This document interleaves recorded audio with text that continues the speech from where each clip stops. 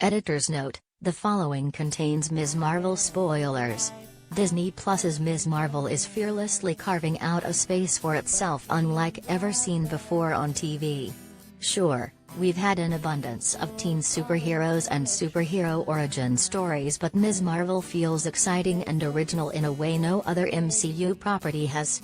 It's so unabashedly itself without trying to bow down to traditional television or streaming ideals set by teen and superhero fare that it easily distinguishes it from the crop of content out there paying lip service to diverse audiences without actually doing the heavy work. Ms. Marvel is refreshingly relatable not just to the average MCU superfan, but it is explicitly Muslim and Pakistani, in a way that allows people like myself belonging to that region and faith to be seen.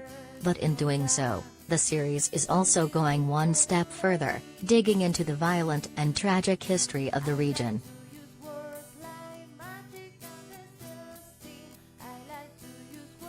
Collider video of the day.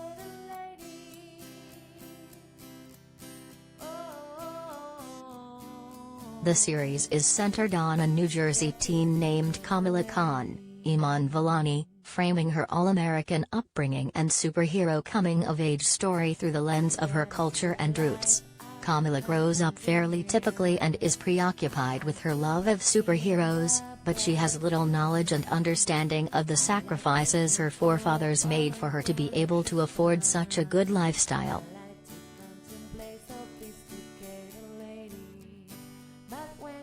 With all the changes the MCU has made to Kamala's powers, the biggest being the powers, the series' approach to her origin story is perhaps the best retcon the series could have made to her origin story.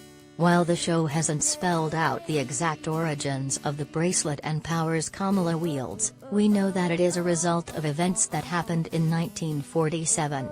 For the MCU to dive into the turbulent time of the subcontinent is surprising given Marvel's penchant for staying out of anything remotely complex. Yet the series has tweaked Kamala's generic and human transformation arc and made her out to be something more, tying her powers and therefore strengths explicitly with her culture and background. The series has dropped plenty of clues so far that her great-grandmother was involved in some mysterious things and some unforeseen circumstances caused her to use her powers, leading her daughter Sana, Samina Ahmed, back to her mother when she was lost during the partition.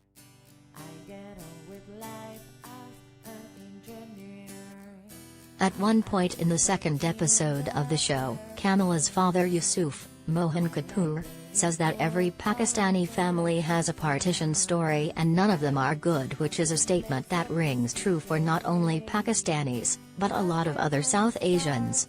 Watching the MCU accurately portray Islam and Pakistani culture has been a shocking experience given the treatment Muslim characters get in shows like Elite that force regressive stereotypes without abandon. Having them discuss intergenerational trauma and the long-lasting impact the British invasion and specifically the partition has had on Pakistanis has been even more moving. Yet the series has done so with great accuracy. Karachi, the city Kamala's family is from, is known for hosting a lot of displaced migrants post-partition, and the story of Aisha, while still a mystery, losing Sana at the train station fits in with the general chaos that ensued there.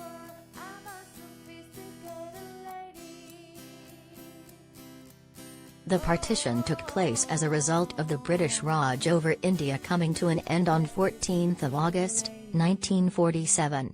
However, their hasty departure became life-threatening when the borders drawn for the creation of Pakistan and India received backlash and caused rioting and discontent as there was a lot of problems between the Hindu majority and Muslim minority population.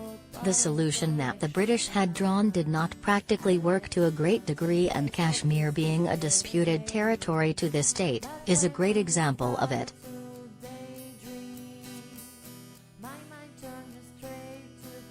Hindus and Sikhs who fled from Pakistan to Hindu-majority India and Muslims who came to Pakistan faced plenty of unspeakable violence. It's very touching to see discussions about the partition, and particularly the toll it has taken on a generation of Pakistanis, on an MCU project. My own family, for instance, was marred by the horrors of the partition violence, with the majority of my grandmother's family being murdered entirely in front of her eyes while she hid from the assailants under a wooden bed.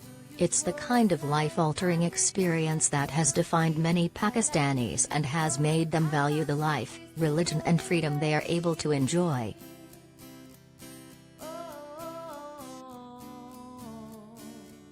In this backdrop, Ms. Marvel deciding to revolve Kamila's powers on the actions and story of her ancestor not only allows for richer world building but also adds greater meaning to her origins.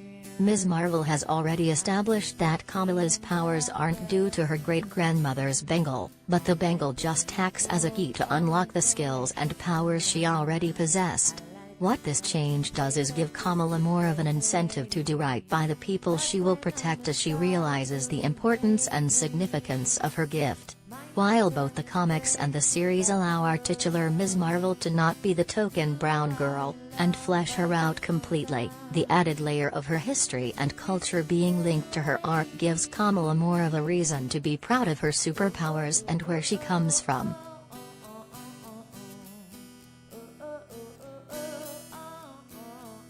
From shots in the trailer, it seems that we are headed towards some kind of flashback episode or revelation down the lane where Aisha's life and powers will become clear. But it is a necessary part in Kamila's own self-discovery. Kamila's mother Maniba, Zenobia Shroff, clearly seems pained by what she knows of her mother and grandmother, and Kamila's grandmother has also sworn not to share details about her own mother, creating some much-needed mystery before we get the answers. Despite the effects of the partition continuing to play out today, and it being one of the largest migrations in the 20th century, Pakistani and South Asian media, aside from a few period dramas, have shied away from deeper explorations of the topic, largely because of how dark the stories from that time are. There is also little discussion about its ramifications on families today, which is what makes exploring this part of our history one of MCU's finest and boldest decisions to date, and one worth tuning into Ms. Marvel for, week after week.